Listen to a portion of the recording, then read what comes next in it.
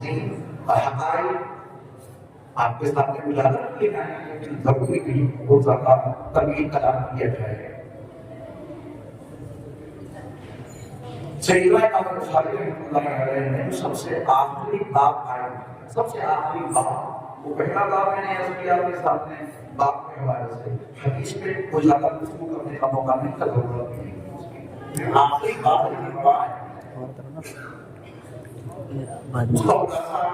दूसरे बनाए कि एक बार से नबी की जिम्मेदारी है अपने दौर में पनपने वाले तमाम फिक्रों का हल आपकी जिम्मेदारी है। वारिशी नबी की जिम्मेदारी में यहाँ बहुत सारी चीजें शामिल हैं, उनमें एक बड़ी जिम्मेदारी ये है इस दौर में आपके दौर में जो फितना पनप रहा है उसकी सरखूबी के लिए आप तैयार होते हैं। इमाम बुखारी रहमतुल्लाहि अलैहि ने इस फितने का ऐसा सर कूटा कि अहले इल्म के नजदीक वो फितना बाकी नहीं रहा, कोई उसकी पैरवी करे उसकी जहालत करे।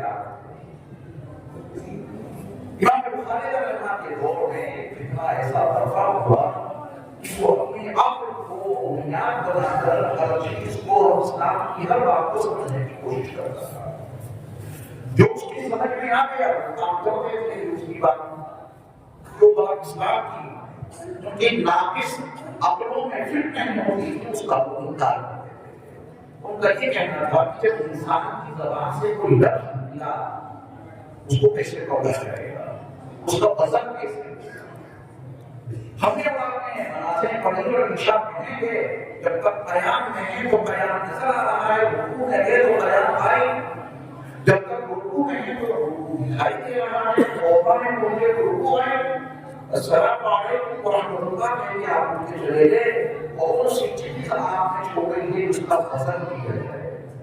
मैं क्लियर से आपके सामने खिताब कर रहा हूँ, मेरे अल्फाज को कैसे तौला जाएगा, ये फितना पड़ रहा था कि आमाल और अक़वाल को तोड़ने के लिए कोई तराजू कायम होगी न वो तोड़ा जा सकता है, लिहाजा उन्होंने आमाल और अक़वाल के वजन का हिसाब किताब कर दिया। सैयदना इमाम बुखारी रहमतुल्लाहि अलैहि ने कुरान के हवाले से भी और हदीस के हवाले से भी दोनों चीजें साबित कर दी। कुरान मजीद की आयत तराजुओं के बर्पा करने और तराजुओं की कायम करने का ऐलान मैंने और आपने नहीं किया है, अल्लाह रब्बुल इज्जत वल जलाल का ऐलान है। वनज़उल मवाज़ीन अल-क़िस्त लियौमिल क़ियामा, क़यामत के दिन सही सही तौले वाली तराजू हम कायम करेंगे। हमारे वहाँ की जिंदगी होता थोड़ा भी पर, लेकिन मोबाइल में बड़ी आसानियां पैदा होती हैं।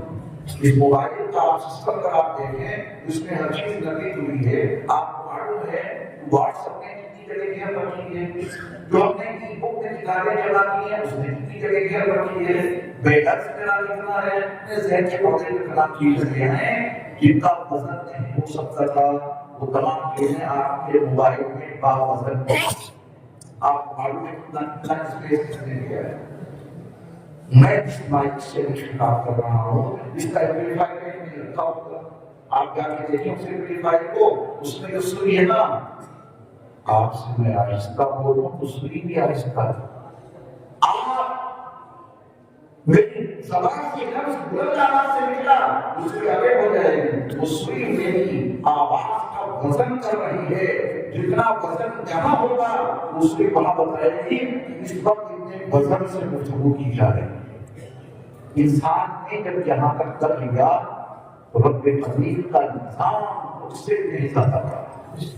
जब उन्होंने ऐलान किया है कि वनज़उल मवाज़ीन अल-क़िस्त लियौमिल क़ियामा, हम क़यामत के दिन सही सही वज़न करने वाली तराजू हम कायम करेंगे। जबे सवाल अल्लाह ने जिम्मेदारी दी है वो जरूर करोगे, आमाल को भी और अक़वाल को। कुरान की आयत पेश करके आपने साबित किया कि वज़न होगा, जरूर होगा, और हदीस रसूल वो पेश करके आपने इस वज़न को साबित किया कि वज़न होगा, जरूर होगा, आमाल भी तोड़े जाएंगे, अक़वाल भी तोड़े जाएंगे। मेरे ईमानदार भाइयों, हम और आप अपनी ज़बानों से जो कुछ बोलते हैं इस सिलसिले में बहुत एहतियात रखें। ہیں زبان سے نکلنے والا ایک ایک لفظ محفوظ کیا جا رہا ہے اور کل قیامت کے دن ہمارے اور آپ کے رب اس کا وزن کرتے ہیں۔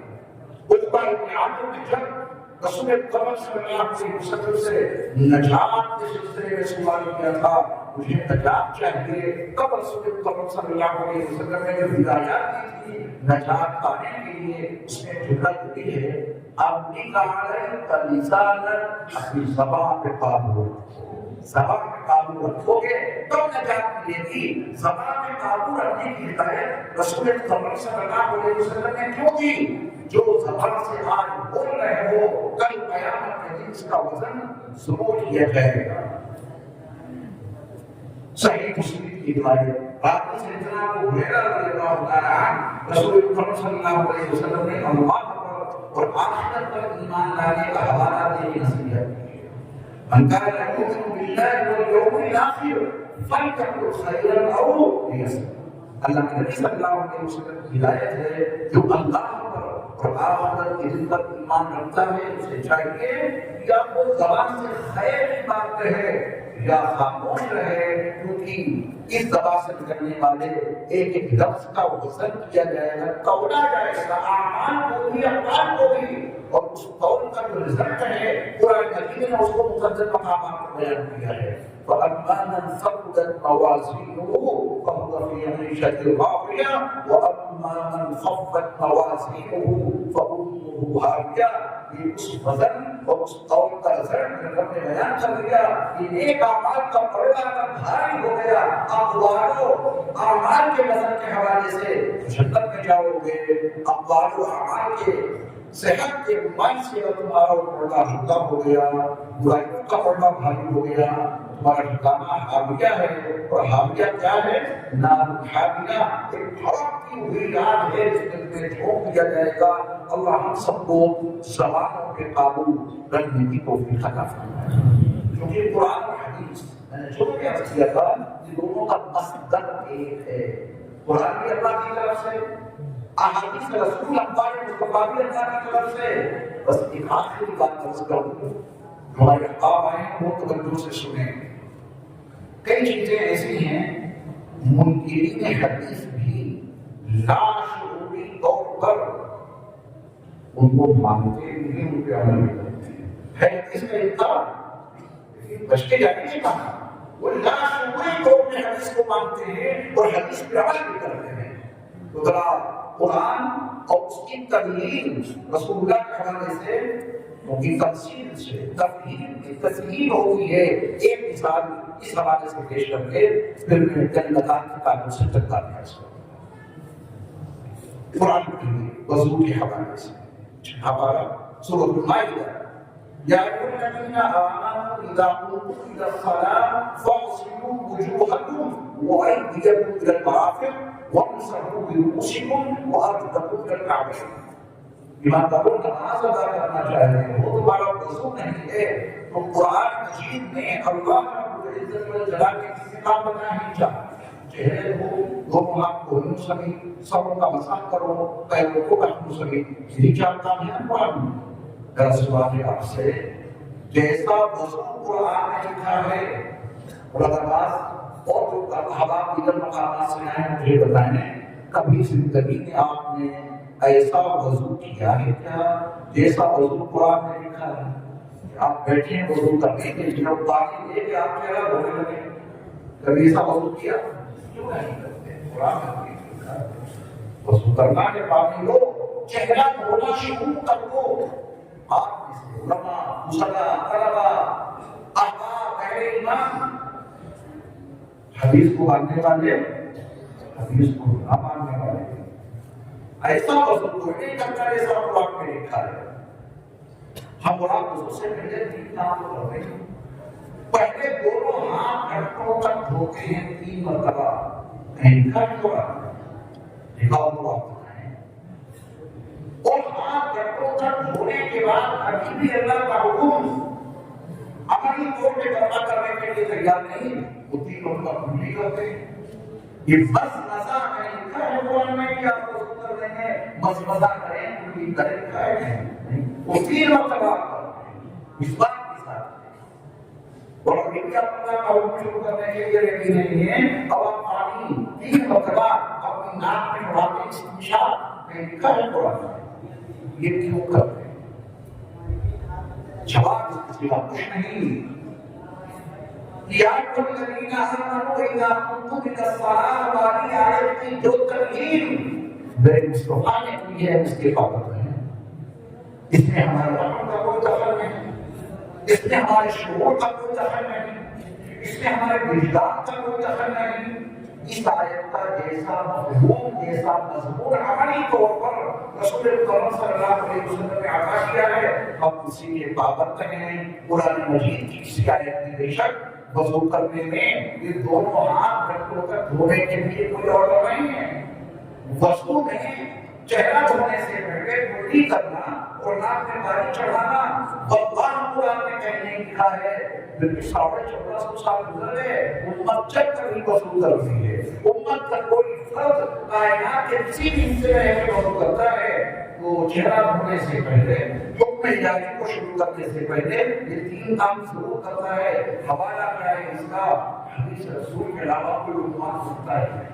ہم اس وجہ سے کرتے ہیں کہ ہمارے پیارے مصطفیٰ صلی اللہ علیہ وسلم نے یا الذین آمنوا اذا قمتم الى الصلاۃ کی جو عملی تبیین ہمیں دی ہے، انہوں نے عملی طور پہ جو وضاحت پیش کی ہے اس میں تینوں کام شامل ہیں. ایسے کرتے ہیں نا. آپ غور کریں کہ حدیث رسول کے بغیر قرآن کی آیت کبھی آپ نہیں کرتے. عمل جبھی ہو پائے گا جب حدیث رسول کو اور سنت مصطفیٰ صلی اللہ علیہ وسلم کو ہم اور آپ اپنائیں گے. اس آیت میں آرڈر نہیں تھا کہ وَلَعَلَّهُمْ يَتَفَكَّرُونَ. اللہ نے قرآن نازل کیا، نبی نے اس کی قولی عملی تبیین کر دی. ہمارا آپ کا کیا کام باقی بچا؟ قیامت تک آنے والے انسان کا وَلَعَلَّهُمْ يَتَفَكَّرُونَ. غور فکر کیا کرو. اب جب ہمارے علماء نے حکماء نے اس پر غور کیا، میں تفکر کی ساتھ بھی آپ کو دیتا ہوں اور آج ہم تفکر بھی آپ کو سمجھنا ہے. ہمارے علماء نے، ہمارے حکماء نے اس پر غور کیا تو یہ حقیقت بڑی تقسیم ہونے جس سے حدیث کو مصطفیٰ کی عظمت، سنت مصطفیٰ کی رفعت دلوں کی گہرائیوں میں اترتی چلی جاتی ہے. آپ دیکھ میں یہ بات ضرور ہوگی، ہر پانی سے وضو نہیں ہوتا.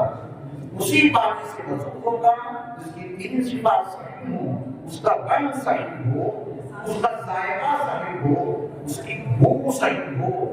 اسی پانی سے وضو ہوگا. کروڑوں کو سلام حضرت صلی اللہ علیہ وسلم پر اپنا نہیں اڑانے میں مت کرو. نبی نے سنت عطا کی پہلے دونوں ہاتھ گھٹنوں تک دھو. جب ہم اور آپ چہرہ دھونے سے پہلے نبی کی سنت پر عمل کریں گے تو دونوں ہاتھ گھٹنوں تک دھونے کے نتیجے میں پانی کے رنگ کا چیک اپ ہو جائے گا. یہ پانی کا رنگ کیا ہے؟ جب کلی کریں تو ذائقہ معلوم ہو جائے گا. جب ناک میں پانی چڑھائیں تو اس کی بو معلوم ہو جائے گی. پانی کے تینوں اوصاف کا چیک اپ کرو نبی کی سنت کے حوالے سے، پھر اللہ کا حکم پورا کرو تاکہ فرض کی ادائیگی میں کوئی کمی ہوتا ہے نہ رہ جائے. ایک سمجھدار ڈاکٹر کسی بھی مرض کی دوا لینے سے پہلے چیک اپ کراتا ہے تاکہ صحیح مرض تک رسائی ہو سکے. چیک اپ کے بعد جو رپورٹ آتی ہے اس کے مطابق وہ دوا لکھتا ہے. پانی کے چیک اپ کے لیے یا ایھا الذین آمنوا اذا قمتم الی الصلاۃ فاغسلوا وجوہکم، یہ وضو اعلیٰ معیار پر وجو پذیر ہو جائے. میرے مصطفیٰ علیہ السلام نے اللہ کا حکم شروع کرنے سے پہلے یہ 3 سنتیں دے دی. وَلَعَلَّهُمْ يَتَفَكَّرُونَ کے حوالے سے یہ معلوم ہو گیا کہ ہم نے تفکر کیا، ہم سے بڑا ہم جیسے باہر لوگ نہیں. ہمارے قابل علماء سارا کام کرتے چلے گئے ہیں اور قیامت تک یہ کام ہوتا رہے گا. تفکر کیا تو ہاتھ دھونے کی اہمیت معلوم ہوئی کہ اس سے پانی کے رنگ کا چیک اپ ہوگا. کلی کی تو اس کے ذائقے کا چیک اپ ہوا. ناک میں پانی چڑھایا اس کے دودھ یا بھو کا چیک اپ ہوا. اب آپ بتائیں اس تفکر کے نتیجے میں قرآن مجید کی آیتوں کی عظمت تو دل میں اتری ہی. اس تفکر کے نتیجے میں کیا رسول مقرر کی سنتوں کی عظمت دل میں نہیں اتری؟ ضرور اتری. یہ کام کرتے رہنا. اللہ نے اپنا کام کر دیا. وَأَنزَلْنَا إِلَيْكَ الْكِتَابَ، نبی نے اپنا کام مکمل کر دیا. لِتُبَيِّنَ لِلنَّاسِ مَا نُزِّلَ إِلَيْهِمْ. ہمارا اور آپ کا کام باقی ہے. ایک حدیث کے تعلق میں آپ بہت بہت سارے باتیں سنتے ہیں، ایک آیت کی تفسیر میں بہت سارے مفسرین کے جو متعدد افعال پڑھتے ہیں، جو وَلَعَلَّهُمْ يَتَفَكَّرُونَ کے ہی درجے میں ہے۔ قیامت تک برپا ہونے والے کسی انسان کو یہ حق نہیں کہ وہ قرآن کی کسی آیت کی ترمیم ویسی کرے یا اس کے خلاف کرے جیسے میرے مصطفیٰ صلی اللہ علیہ وسلم اس کی ترمیم کرتے ہیں، اس کے خلاف کرنے کی کوئی گنجائش نہیں۔ اور جو چاہے گا وہ کیا بنے گا، وہ آپ کے بھی میرے علماءوں اور ان فرقوں کو اس وقت ذکر کرنے کا موقع نہیں۔ جب کبھی کسی آیت کی ترمیم مصطفیٰ کے خلاف ہوگی تو باقی فرقے وجود میں آئیں گے۔ تفکر کی اجازت ہے، ترمیم کا باب ہی اللہ نے خاتم النبیین پر فرما کر دیا، ترمیم کی اجازت چلیے آپ نے جس کے بارے میں پوچھ لیا ہم سب کی ضرورت ہے۔ اب اس بحث کے ہم کیا نہیں سکتے اپنی فکر کی وجہ سے امام بخاری رحمۃ اللہ علیہ کی عظمتوں کو سلام۔ پہلے ان کے استاد پہلی حدیث کی حمیدی اور آخری حدیث کے استاد احمد، ایسے ناموں کا انتخاب گہرائی میں جائیں گے نا تو امام بخاری کی عظمتیں دلوں کی گہرائی میں اترتی چلی جائیں گی۔ پہلی حدیث کے راوی صحابی مکی، آخری حدیث کے راوی صحابی مدنی، آیت محمد سے ابو ہریرہ رضی اللہ عنہ۔ جب آپ ان چیزوں کی اہمیت پہ غور کریں گے تو ساتھ ساتھ امام بخاری کی عظمت دل میں اترتی چلی جائے گی۔ اور یہ ضروری ہے، یاد رکھیے گا، جب تک کسی استاد کی عظمت دل میں بے بس نہیں ہوتی تب تک اس سے استفادہ ممکن نہیں ہوتا۔ آپ اپنے استادوں کا جتنا ادب و احترام کریں گے اسی قدر اللہ فیض کے چشمے جاری رکھیں گے۔ بے ادبی اور بے حرمتی کے نتیجے میں فیض کا سلسلہ منقطع ہو جاتا ہے، رک جاتا ہے۔ تو ان حوالوں سے جب کبھی گفتگو کی جاتی ہے اس کا مقصد یہ ہوتا ہے کہ امام بخاری رحمۃ اللہ علیہ کی عظمت دل میں پیدا رہے تاکہ ان کی مرتب پورے اہتمام کے ساتھ میں اور سمجھنے والے بن جائیں۔ اس میں جانے کا موقع نہیں۔ رسول اللہ صلی اللہ علیہ وسلم کا فرمان ہے جا رہے ہیں تب یاد کلمتان حبیبتان الی الرحمن، دو کلمے ایسے ہیں جو رحمان کو بہت پسند ہیں۔ دو کلمے ایسے ہیں جو رحمان کو بہت پسند ہیں، بڑے محبوب ہیں۔ علماء نے لکھا ہے جو شخص ان دو کلموں کے پڑھنے کا اہتمام رکھے تو ان دو کلموں کی محبوبیت کی برکت سے پڑھنے والا اللہ کا محبوب ہوتا ہے۔ ہم اور آپ اس کا اہتمام رکھیں دو کلموں کے پڑھنے کا، کیونکہ یہ رحمان کو اللہ کو بہت پسند ہے۔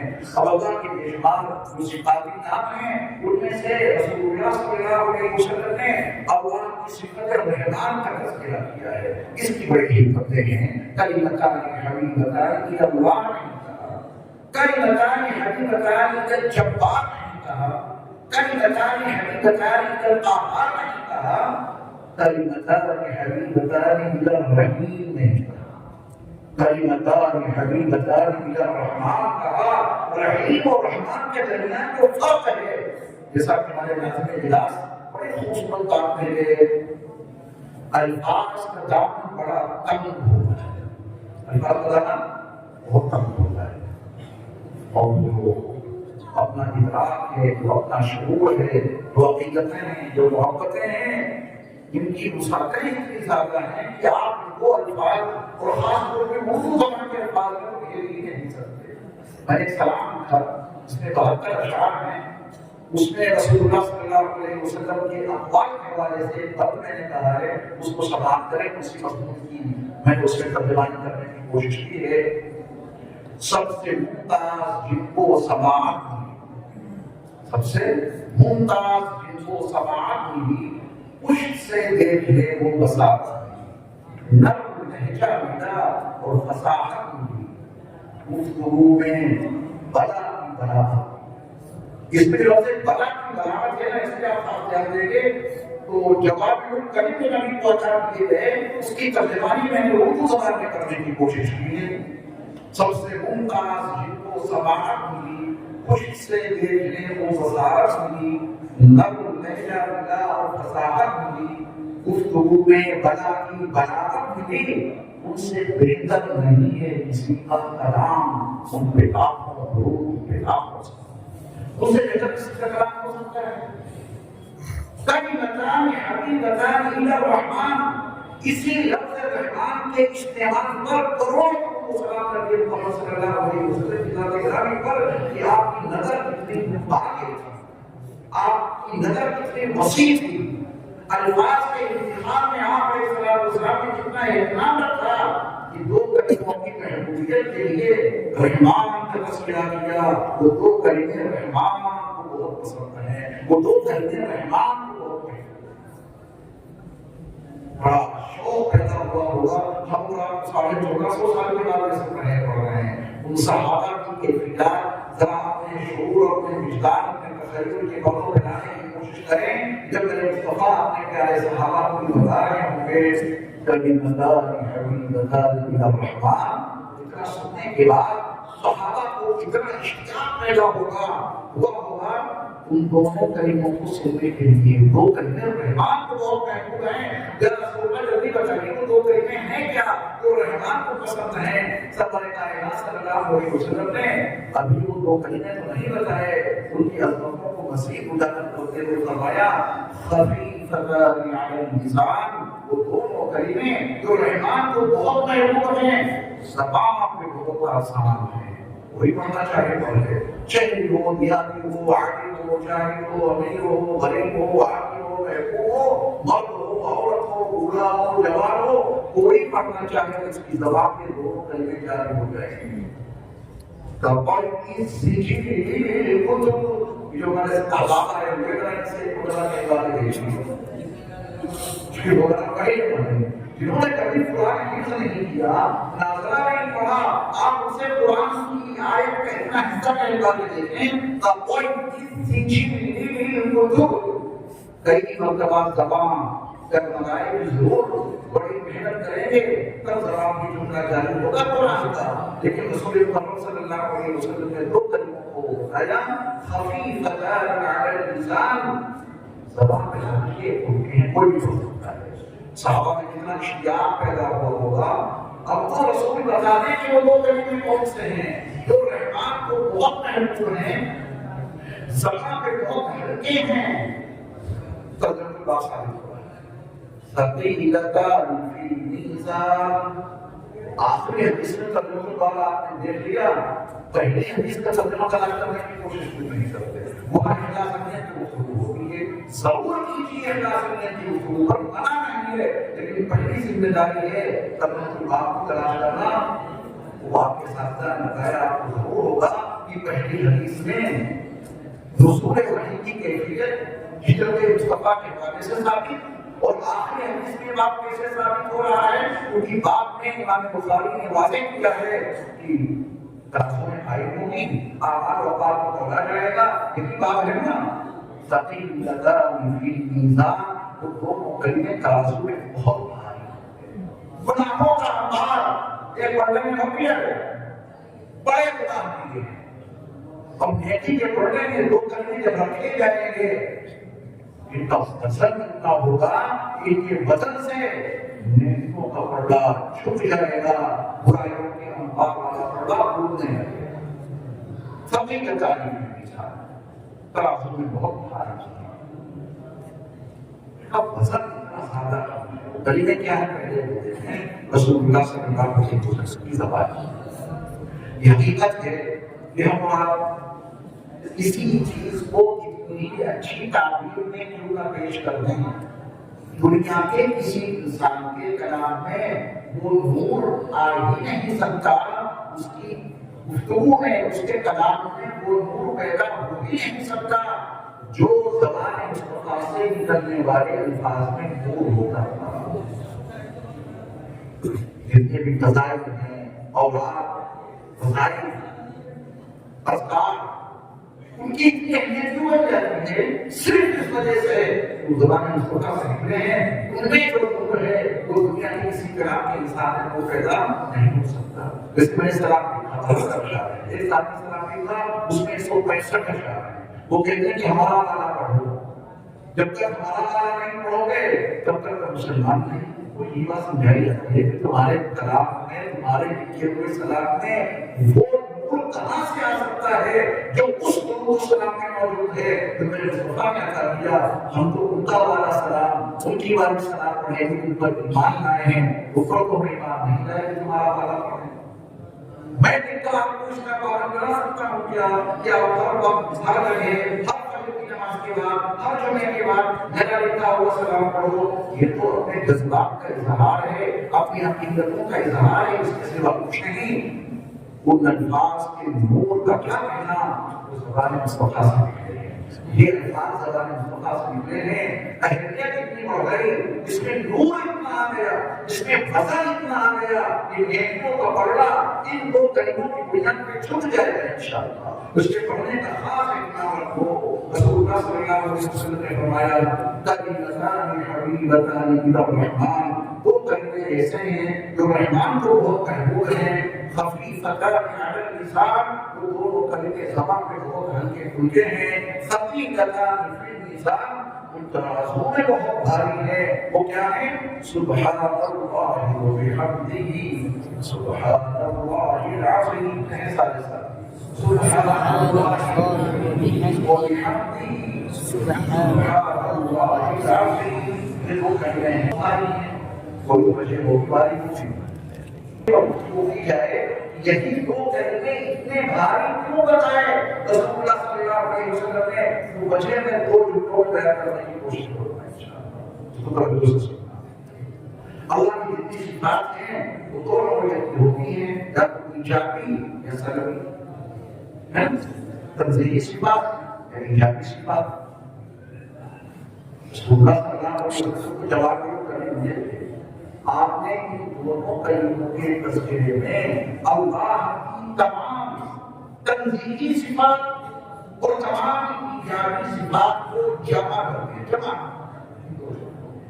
سبحان اللہ تنزیہی صفات، اللہ رائع صفات، اللہ مقدس صفات، اللہ ہر مطلوبی صفات، جتنی تنزیہی صفات ہیں، جتنی سبھی صفات ہیں، ان سب کا مطلب کیا ہے؟ سبحان اللہ۔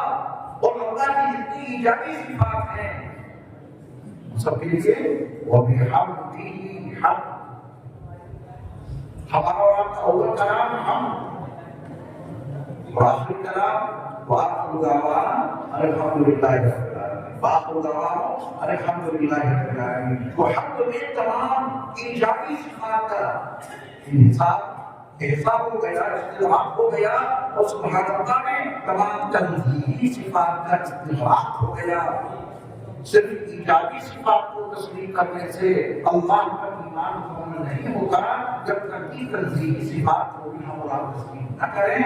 تو تمام تنزیہی صفات اور تمام ایجابی صفات کا جامع ہے یہ جملہ سبحان اللہ و بحمدہ سبحان اللہ العظیم۔ اس بنیاد پر ان دونوں کلموں میں اتنا وزن پیدا ہو جائے گا، اتنا وزن پیدا ہو جائے گا کہ رسول اللہ صلی اللہ علیہ وسلم نے ان دونوں کلموں کے تعارف میں فرمایا ثقیلتان فی المیزان، وزن کرنے میں ترازو میں بہت بھاری ہو جائیں گے، ان کا وزن بہت زیادہ ہو جائے گا۔ زبان سے نکلنے والے الفاظ تولے جائیں گے میزان میں، اور تولنے کا وزن بھاری ہو جائے گا۔ آپ کی ثابت ہو گیا، حقیقت تک رسائی ہو گئی۔ اللہ مجھے اور آپ کو کہنے سننے سے کہیں زیادہ عمل کی توفیق عطا فرمائے۔